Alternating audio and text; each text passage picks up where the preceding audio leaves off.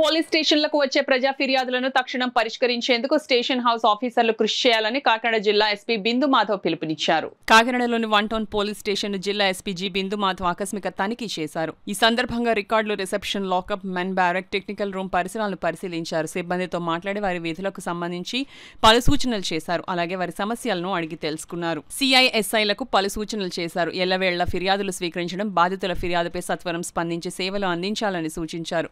కాలనీలలో నేరాల నియంత్రణకు సీసీ కెమెరాలు అమర్చే విధంగా ప్రజలను చైతన్యపరచాలన్నారు. సాంఘిక కార్యకలాపాలపై ఉక్కుపాదం మోపాలని ఆదేశించారు. ఈ కార్యక్రమంలో 1 టౌన్ పోలీస్ స్టేషన్ సిబ్బంది పాల్గొన్నారు. యాన్యువల్ ఇన్స్పెక్షన్లో భాగంగా ఇవాళ Kakinada 1 town police station inspect చేయడం జరిగింది. ఇక్కడ ఉన్న పెండింగ్ ఫైల్స్ కానీ అట్లనే స్టేషన్ రికార్డ్స్ ఏమేమి మెయింటైన్ చేయాలో అవన్నీ అప్డేట్ మెయింటైన్ చేస్తున్నారా లేదా, యూఐ కేసెస్ ఇవంతా రివ్యూ చేయడం జరిగింది. ఇక్కడ జనరల్ క్రైమ్ అంతా కంట్రోల్లోనే ఉంది. కొంత ప్రాపర్టీ అఫెన్సెస్ డిటెక్షన్ అండ్ రికవరీలో ఇంప్రూవ్మెంట్ చూపించాలని ఇండికేట్ చేయడం జరిగింది ఎస్హెచ్ఓ గారికి.